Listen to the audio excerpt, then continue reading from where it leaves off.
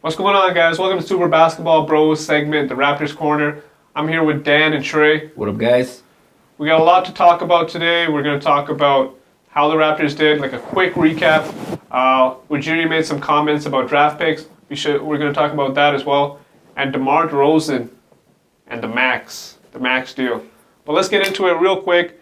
Raptors went 2-0 this week, slapping the 76ers, and went to England, British game against the Orlando Magic, and we go British correspondent, Dan. That's right, mates. Welcome. Gonna do this recap in a British accent for all British folks overseas.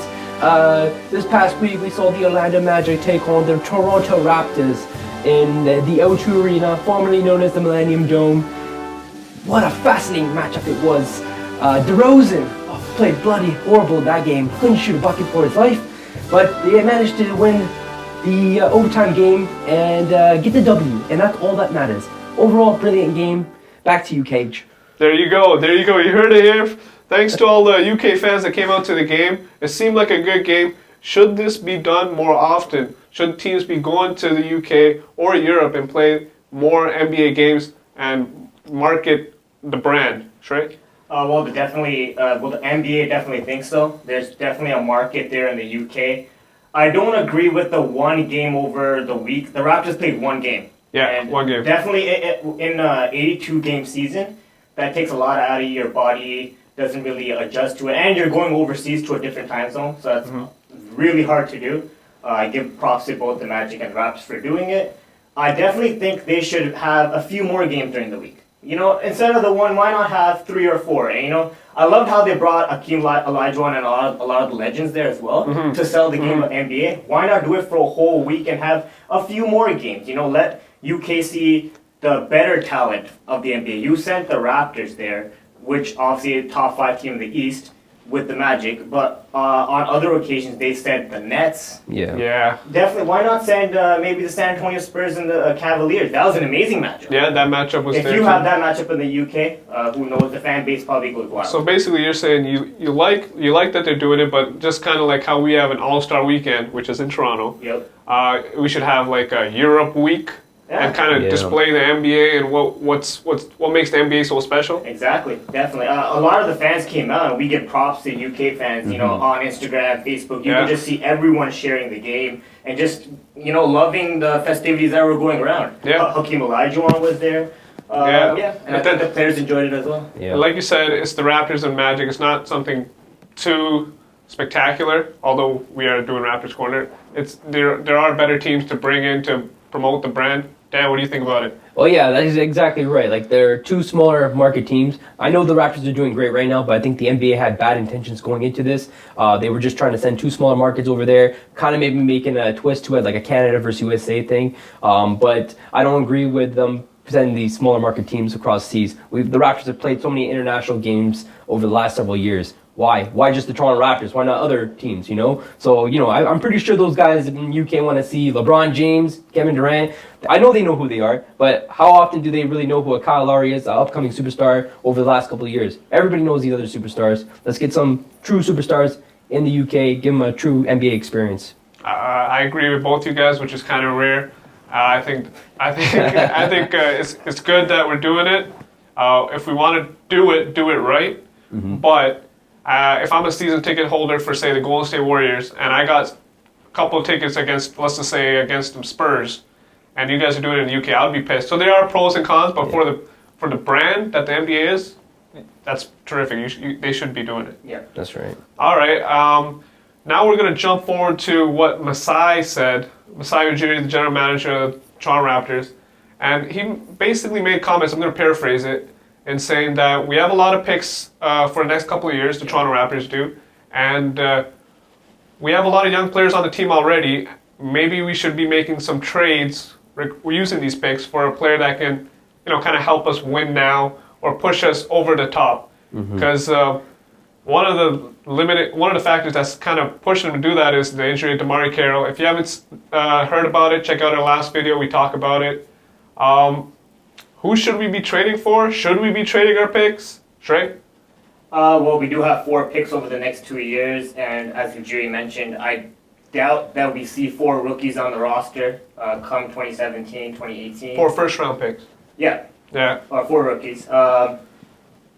Having said that, I definitely do think the Raptors have to make a move this year.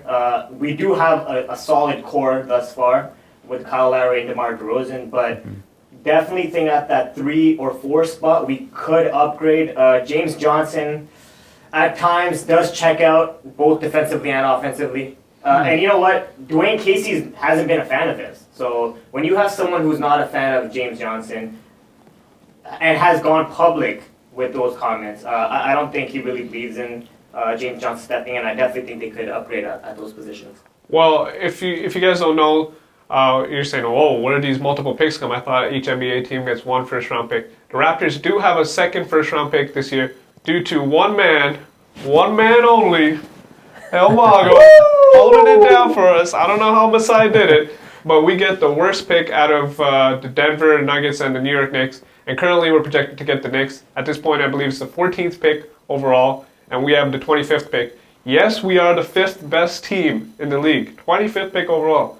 So, being the scout, I feel like we should be keeping these picks. But let's just go over some players that we could possibly trade and try to get to help us win now. Dan, who you got? Well, I see our team right now. We've got quite a bit of depth going into the playoffs this year in point guard position, our center position. I think DeRozan needs some help in the shooting guard position just because the double team could be potentially something that could come against us coming to playoffs. So I think we can get a guy like maybe Kevin Martin. You know, he's got a pretty tight contract. It's only $7 million a year, and he's also going to be signed next year as well.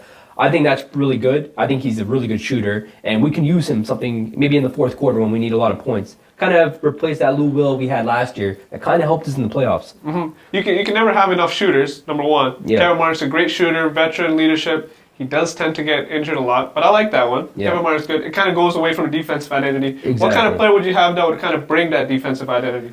Well, long stretch here, I would like a guy like Nerlens Noel. Nerlens Noel. He's a really good defensive player.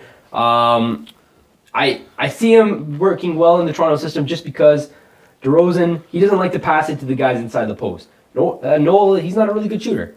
Yeah. He's just, that's kind of like the flaw with him in the 76ers right now. He's not shooting that well. And DeRozan, he likes to pitch it out for threes more than give it to JV inside. So I think he would work perfectly on the offensive side because we don't want him to shoot anyways. Yeah. But we need that defensive presence, and that's kind of our weakness right now on the defensive side. I'd have to agree. Like, that's why Biyombo thrived in starting for the Raptors, is because he doesn't need the ball. That's right. And he does everything else that doesn't require the ball.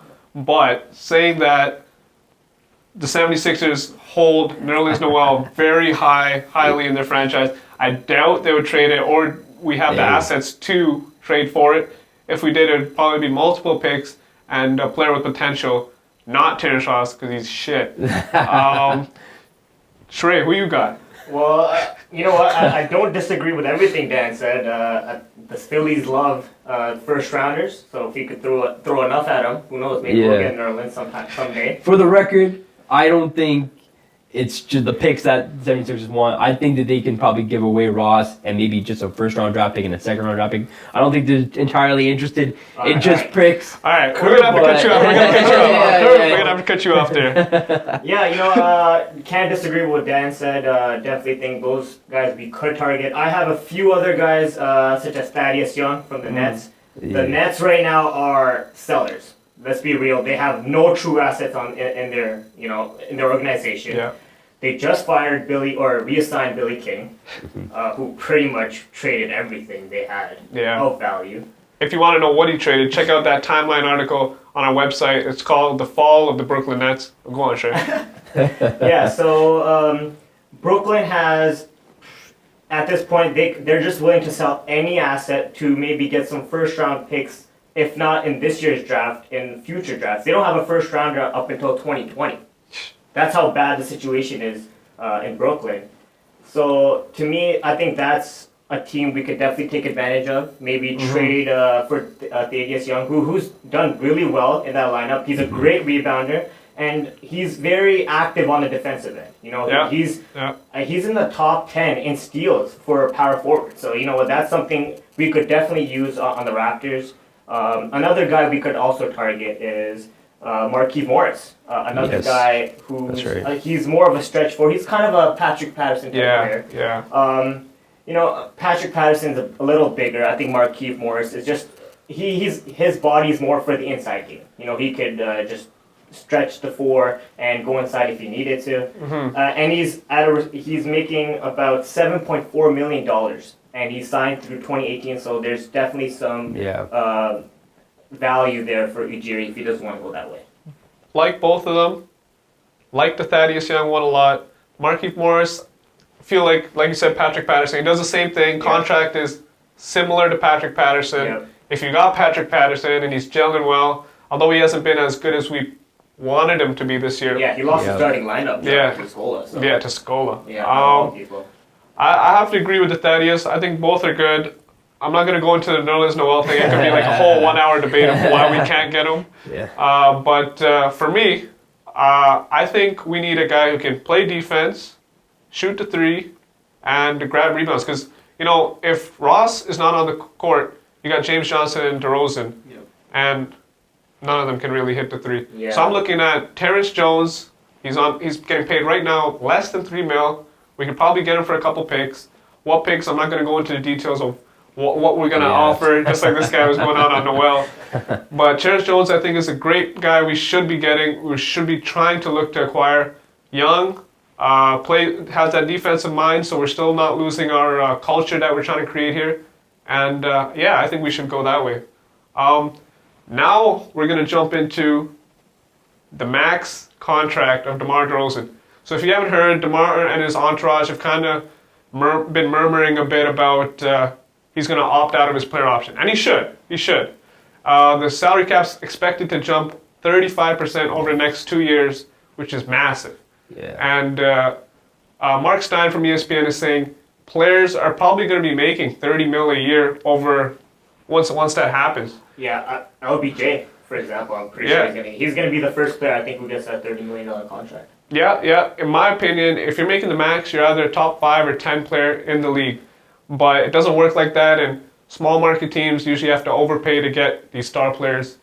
Shrey, what do the Raptors do with DeRozan, and what's the situation like? Well, both Lakers and Nets, as you mentioned, are going to offer him that max deal. They have nothing to lose, really, and they do have that cap room.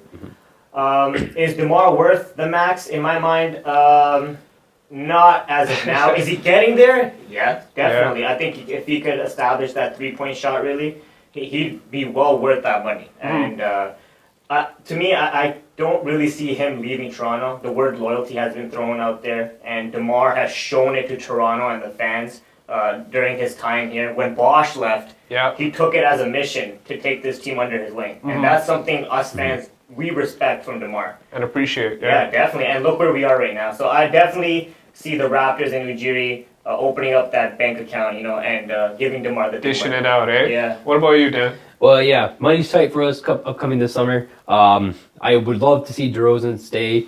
I don't know if he's worth the $25 million, and if we do pay him out, we're gonna probably be hurting ourselves with respect to the salary cap. We've already had a couple mistakes last summer with signing Terrence Ross to that big contract, and that's gonna kind of hurt us for the first couple of years until that salary cap increases. So I would love to have DeRozan, like you said, if he can start shooting the three. Right now, I feel like he's only one-dimensional. You just see him in the post, pump faking a couple of times here and there, drawing the foul, and he doesn't get the foul. It works for Harden. It works for Harden. Yeah, it works for Harden and everything. But I think he slows down the whole offense. Sometimes he just takes the ball and doesn't really give anybody an opportunity, except if he gets double teamed. That's where he's a threat. But yeah, I'd love to have him. I don't know if he's worth the $25 million though. I'd have to disagree a little bit with you, Dan. I think DeRozan's taken his game to a next level from, say, about 3 years ago when he was averaging 18 points a game, taking long twos consistently. And not that he ever shied away from the free throw line, but now he's making that right pass. Before, he wasn't making the right pass, but he's making that right pass, but he's not really feeding the Valanciunas or the Scola when they really are in good position. So that is a big con on him. Yeah. And kind of makes me worry about the max deal, especially when Jonas is set to be here for quite a bit. How are they going to mesh? I like that you're going to keep the core, so I do think we should keep DeRozan. It would be good if he signed a little bit less than the max and he took a little cut. It would help the team a lot. But this is a business at the end of the day, and the players got to look out for themselves. And if DeRozan does say, I need the max, hey, at least thanks for being loyal to the Raptors and actually staying, because we're not used to that, really. Yeah. Well, I'm hoping that Larry broke that mentality, man. Yeah. Like, the guy didn't have to sign with us. He signed with us, and he actually signed a really favorable contract for us as well. Yeah. Maybe some might debate that he might be worth more than $13 million a year, but he did a great favor, and I think DeRozan and Larry have that great relationship. Maybe they work together and they say, hey, you know what? I took a cut. Maybe you can do the same thing, and maybe we can get a bigger player as well to help us out here. So it's a pitch to the whole organization. Yeah, just go down the list. Vince Carter, Chris Bosh. These guys are franchise players the Raptors put everything into, and they bolted the minute they became free agents. I don't think DeMar really wants to leave, and I'm excited that he's already thrown out the word loyalty and that he wants to stay around in Toronto for the rest of his career. That's not a lot of players in the NBA don't say that now. Yeah. So I'm definitely appreciative, and I do think Toronto signs him. So from all of us, thank you, DeMar DeRozan. You're the man. And if you guys already don't know, which you should know, All-Star Game in Toronto, go out and vote for Kyle Lowry, and now because he's loyal, vote for DeMar DeRozan.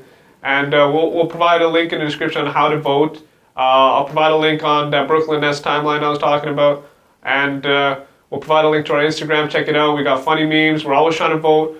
Follow us on Twitter, subscribe, like the video. We got a bunch more Raptor Corner videos coming around. All-Star Game's going to be very fun. Yep. And that's it for Super Basketball Bros.